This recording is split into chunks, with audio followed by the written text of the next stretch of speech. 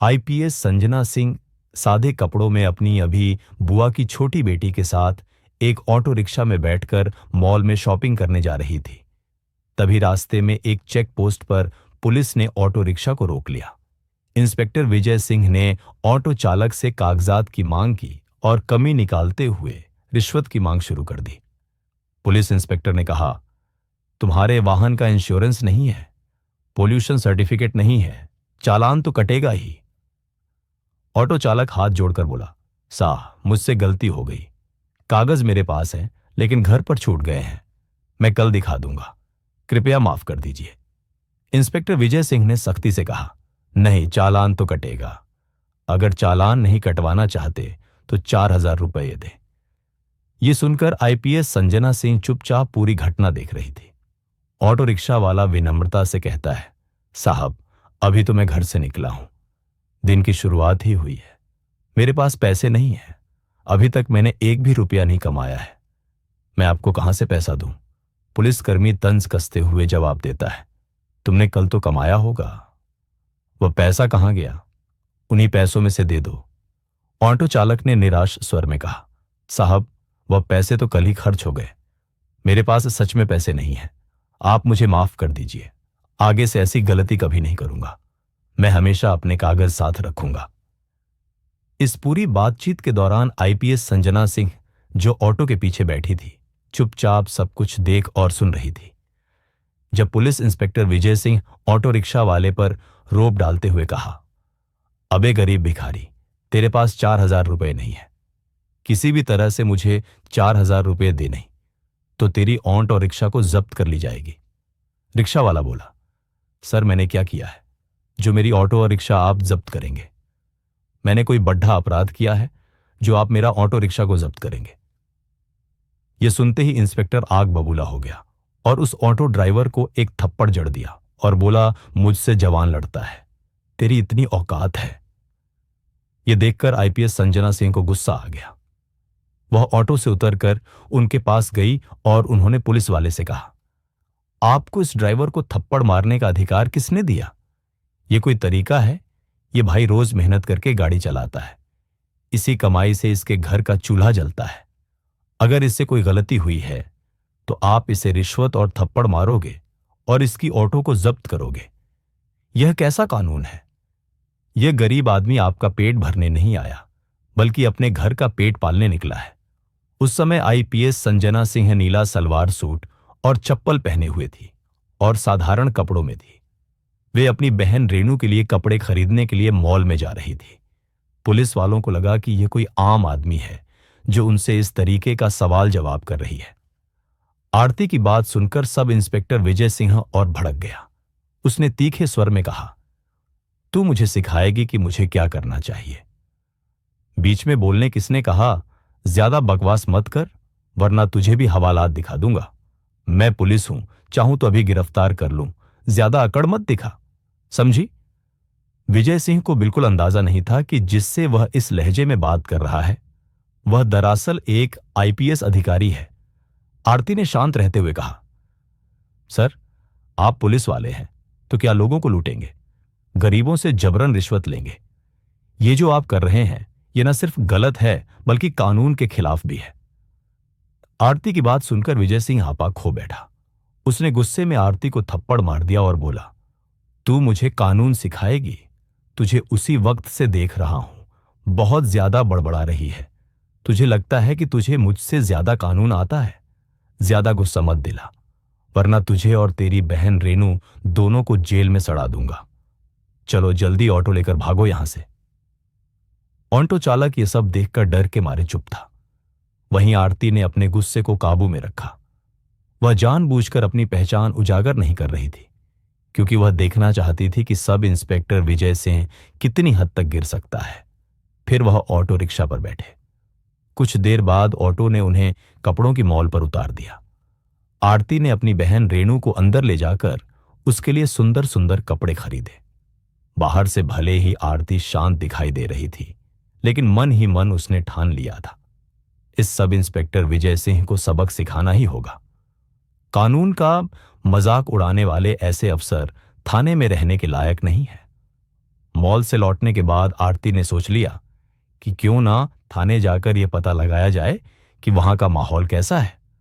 आखिर विजय सिंह वहीं काम करता है, और अगर पूरा थाना ही भ्रष्टाचार में डूबा हुआ है तो सिस्टम को अंदर से साफ करना जरूरी है। अगले दिन सुबह आरती ने अपनी असली पहचान छिपाते हुए एक आम लड़की का रूप धारण किया। उसने हरे रंग का सलवार सूट पहना और सीधे थाने पहुंच गई। थाने में प्रवेश करते ही उसकी नजर सामने की कुर्सी पर बैठे इंस्पेक्टर सुधीर तिवारी पर पड़ी। वह आराम से पंखा झलते हुए मोबाइल पर बात कर रहा था। आरती सीधी उसके पास गई और बोली, सर, मुझे एक रिपोर्ट लिखवानी है। आरती कुछ और कहती, इससे पहले ही सुधीर तिवारी ने उसे बीच में टोक दिया। किसकी रिपोर्ट लिखवानी है? तुझे पता नहीं यहां रिपोर्ट लिखवाने की फीस 5,000 रुपये लगती है। पैसे लाई है क्या? अगर पैसे हैं तो बोल, वरना फौरन दफा हो जा। यह सुनकर आरती की आंखें गुस्से से लाल हो गईं। वह हैरान थी कि इस थाने में खुलेआम भ्रष्टाचार हो रहा है और जिले की आईपीएस अधिकारी होने के बावजूद उसे अब तक इसकी भनक तक नहीं लगी। आरती ने गहरी सांस ली और सख्त स्वर में कहा, सर, आप हमसे रिश्वत क्यों मांग रहे हैं? रिपोर्ट लिखवाने के लिए कोई शुल्क नहीं लगता। ये जो आप कर रहे हैं न सिर्फ गलत है बल्कि कानून के खिलाफ भी है। मैं गलत कर रहा हूं, तुझे मुझसे ज्यादा कानून आता है। क्या ज्यादा बकवास मत कर, वरना अभी तुझे अंदर करवा दूंगा।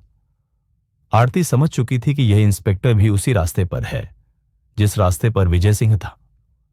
उन्होंने शांत रहते हुए पूछा, आपके थाने का सब इंस्पेक्टर विजय सिंह कहां है? सुधीर तिवारी झल्लाकर बोला, क्यों, तुझे उससे क्या काम है? मुझसे सवाल मत कर, खुद जाकर बात कर ले। आरती ने फिर कहा, सर, आप रिपोर्ट लिखिए, वरना मैं आपके खिलाफ एक्शन लूंगी। आप मुझे नहीं जानते कि मैं कौन हूं। यह सुनकर राजेंद्र जोर से हंसा और बोला, तू मुझे धमका रही है। तुझे देखकर तो लगता है या तो तू भिखारी है या कूड़ा कचरा उठाने वाली या फिर किसी घर में झाड़ू पोछा करने वाली होगी। यहां रिपोर्ट नहीं लिखी जाएगी। अब निकल जा, वरना धक्के मारकर बाहर फेंकवा दूंगा। आरती ने खुद को कंट्रोल किया। वह समझ गई थी कि यह सब के सब उसी पानी से नहलाए हुए हैं जिस पानी से इंस्पेक्टर विजय नहला है, और उन्होंने मन ही मन ठान लिया या इन्हें मजा छकाना ही पड़ेगा। लेकिन पहले मुझे इनकी पूरी करतूतों को देखना चाहिए। फिर वह थाने से बाहर निकलकर थोड़ी देर सोचा, फिर अपना मोबाइल निकाला और अपने अधिकारी आईपीएस और आईएएस को फोन कर दिया कि इस थाने में मैं मौजूद हूं, आप लोग मेरी गाड़ी लेकर आओ। इतना कहकर वह दोबारा थाने में प्रवेश किया। जैसे ही राजेंद्र ने उसे देखा, वह गरजते हुए बोला, यह लड़की फिर से आ गई। तुझे समझ में नहीं आता? चल, तुझे सबक सिखाता हूं। अब तो लगता है तुझे जेल में डालना ही पड़ेगा, सुधीर तिवारी ने गुस्से से कहा। आरती ने बिना घबराए धीमी मगर स्पष्ट आवाज में जवाब दिया, सर, मुझे सिर्फ रिपोर्ट लिखवानी है। आप रिपोर्ट दर्ज कीजिए। अगर आप ही जनता के साथ ऐसा बर्ताव करेंगे तो हम न्याय की उम्मीद किससे करेंगे? मगर तिवारी फिर वही रट दोहराने लगा, मैंने कहा ना, रिपोर्ट लिखवानी है तो 5,000 रुपये निकालो। बिना पैसे यहां कुछ नहीं होगा। बार बार परेशान मत कर, वरना धक्के मारकर बाहर फेंक दूंगा। आरती मन ही मन सोच रही थी, कितने नीचे गिर चुके हैं ये लोग। इन्हें इतना भी नहीं मालूम कि किसी महिला से कैसे बात की जाती है। वह हल्की मुस्कान के साथ बोली, देखिए सर, आप रिश्वत क्यों मांग रहे हैं? कानून में कहीं नहीं लिखा कि रिपोर्ट दर्ज करने के लिए जनता से पैसे लिए जाएं। आप साफ साफ कानून तोड़ रहे हैं। अगर आपने रिपोर्ट दर्ज नहीं की तो मैं आपके खिलाफ सख्त कार्रवाई करूंगी। आप खुद को बड़ा अधिकारी समझते हैं, लेकिन आपको अंदाजा भी नहीं कि आपके साथ आगे क्या होने वाला है। यह सुनकर तिवारी बुरी तरह तिलमिला गया। उसने 2 सिपाहियों को इशारा करते हुए आदेश दिया, इस लड़की को बाहर निकालो और सबक सिखाओ। यह ऐसे नहीं जाएगी। दोनों सिपाही आरती की ओर बढ़े ही थे, हाथ पकड़ने को, कि तभी थाने के दरवाजे से कड़क आवाज गूंजी, रुको! सबकी नजरें दरवाजे की तरफ घूम गई और वहां खड़े देखकर सभी दंग रह गए। अंदर आ चुके थे आईएएस और आईपीएस अफसरों का दल, जो आईपीएस संजना को बुलाने आया था। उनके पीछे कुछ और वरिष्ठ पुलिस अधिकारी भी थे। उनमें से एक ने गुस्से में सुधीर तिवारी पर नजर डालते हुए कहा, बेहुदे इंस्पेक्टर 6 क्या कर रहे हो तुम्हारी? अभी इसी वक्त वर्दी उतर जाएगी और जिंदगी भर जेल में सड़ीड़ होगे। ये सुनते ही तिवारी के हाथ पांव कांपने लगे, माथे से पसीना टपकने लगा। हकलाते हुए उसने सफाई देनी चाहिए साहब, ये लड़की। लेकिन इससे पहले कि वह बात पूरी करता, आरती आगे बढ़ाई। उसका चेहरा अब और भी तेज और दृढ़ लग रहा था। वह गूंजती आवाज में बोली, चुप रहो तिवारी, ये लड़की नहीं, मैं जिले की आईपीएस हूं और मैंने अपनी आंखों से देख लिया है कि यहां आम जनता के साथ कैसा व्यवहार किया जाता है। तुम्हें लगता है कि यह थाना तुम्हारी निजी जागीर है, अब समझ आएगा असली कानून क्या होता है। थाने का माहौल बदल चुका था। सिपाही एक दूसरे का मुंह देखने लगे।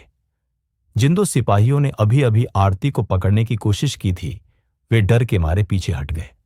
आईएएस अधिकारी ने गुस्से में टेबल पर जोर से हाथ मारा और आदेश दिया, कांस्टेबल तुरंत इंस्पेक्टर तिवारी को हिरासत में लो। अभी इसी वक्त एक क्षण की भी देरी बर्दाश्त नहीं होगी, वरना अंजाम तुम जानते हो। पूरा थाना सन्नाटे में डूब गया। जो तिवारी कुछ देर पहले शेर की तरह दहाड़ रहा था, वही अब हाथ जोड़कर गिड़गिड़ा रहा था। वह आरती की तरफ देखकर रोते हुए बोला, मैडम मुझसे गलती हो गई, एक मौका दीजिए, मेरी नौकरी चली जाएगी। लेकिन आरती की आंखों में जरा भी नरमी नहीं थी। उसने ठंडे और कठोर स्वर में कहा, गलती तब गलती होती है जब वह एक बार हो। तुम्हारा अपराध गलती नहीं, आदत है, और इसकी सजा तुम्हें मिलकर ही रहेगी। जनता की आवाज दबाना, कानून का मजाक उड़ाना और महिला का अपमान करना अपराध होता है, गलती नहीं। आईपीएस संजना कठोर शब्दों में अपने अधिकारी आईपीएस को बोली, इन्हें तुरंत के तुरंत सस्पेंड करो और उनके हाथों में हथकड़ियां लगाओ। यह सुनकर आईपीएस अधिकारी ने इशारा किया और 2 सिपाही आगे बढ़कर इंस्पेक्टर सुधीर तिवारी को हथकड़ी पहनाने लगे। थाना परिसर में मौजूद बाकी पुलिसकर्मी सर झुकाकर खड़े थे। जैसे ही तिवारी को ले जाया गया, तभी थाने के दरवाजे से अचानक इंस्पेक्टर विजय थाने के मेन गेट से अंदर आया। उसके चेहरे पर घबराहट थी, लेकिन वह हालत कुछ समझे बिना ही अंदर चला आया। जैसे ही उसने आईपीएस संजना को सामने खड़ा देखा, उसके होश उड़ गए और उसके चेहरे पर वही सीन घूम गया जब सड़क पर उसने ऑटो वालों का चालान काटते वक्त आरती को आम लड़की समझकर थप्पड़ जड़ दिया था। उसी दिन उसे लगा था कि बस एक मामूली वाक्य है, लेकिन आज वह समझ गया कि उसके सामने वही लड़की और उसके पीछे आईएएस, आईपीएस, बड़े बड़े अधिकारी क्यों खड़े हैं। उसके मन में चलने लगा कि मैंने जिसे थप्पड़ मारा था, उसने आईपीएस ऑफिस में कंप्लेंट की होगी, इसलिए अधिकारी यहां जांच पड़ताल करने के लिए आए हुए हैं। तभी इंस्पेक्टर विजय बूंद बुदाते हुए कांपते आवाज में उन बड़े अधिकारी से बोला, सर, यह लड़की 1 नंबर की लफंगी है।